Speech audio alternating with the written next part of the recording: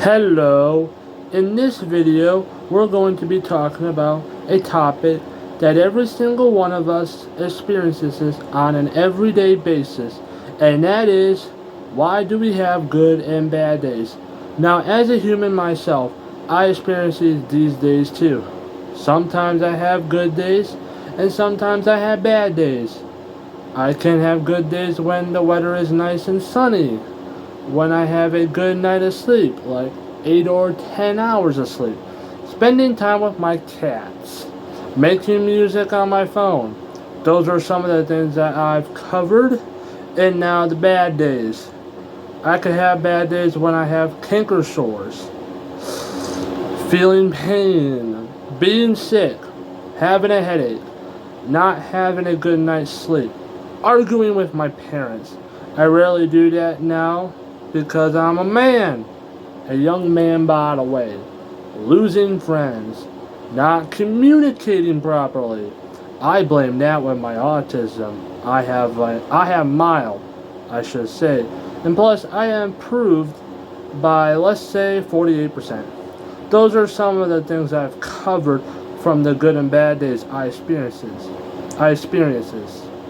I'm not going to cover all my good and bad days because, one, I don't have all day to do it.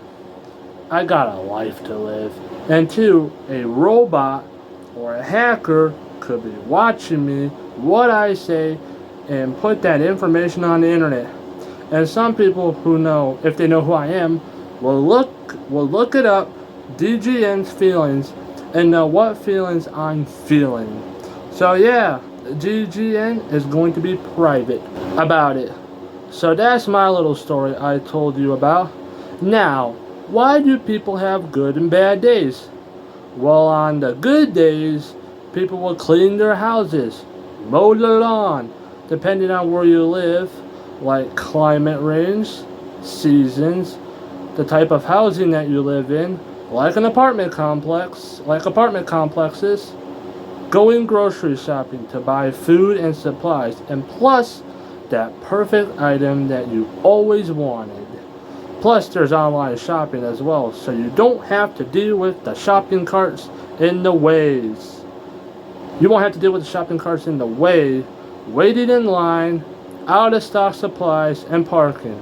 Parking is a big one because some people don't know how to park, and plus, a lot of people take up the parking spaces. Some of the stores are not included because it's not that busy. Going on vacation. Nice and warm climate weather. Spending your time with your pets, if you even have pets, and the type of housing you live in. Video games, and many more I could think of at the top of my head. And now the bad days. Like yelling at their parents. I have yelled at my parents before because they would yell at me. So I yelled at them back because I would get into trouble. But I don't do that anymore because I'm a young man. Running out of groceries. Getting into a vehicle accident. Your housing catches on fire. Getting stuck in traffic. No hot or warm water when taking a shower. I know some people that take their showers cold, but that's fine. But you'll be very cold when exiting the shower. Losing electricity when the storm knocks out power. You lose most of your food and have to get the generator out. Now, some people have solar panels, but the sun powers the solar panels, so enough energy would cover a power outage. Plus Generac from the commercials that I and some people watch on TV. So enough energy will cover the power outage. Breaking a bone, tornadoes destroying buildings, wars from other countries, and many more that I can list off on the top of my head. If you have experienced good and bad days, which I'm sure everyone has it, put them in the comments below. Then I can know what you're experiencing on that moment.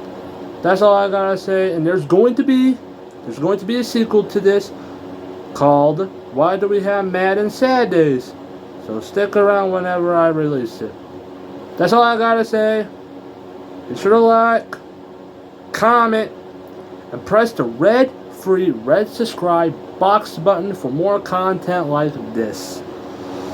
This is your man Dylan G. Nelson signing out, dog. Peace.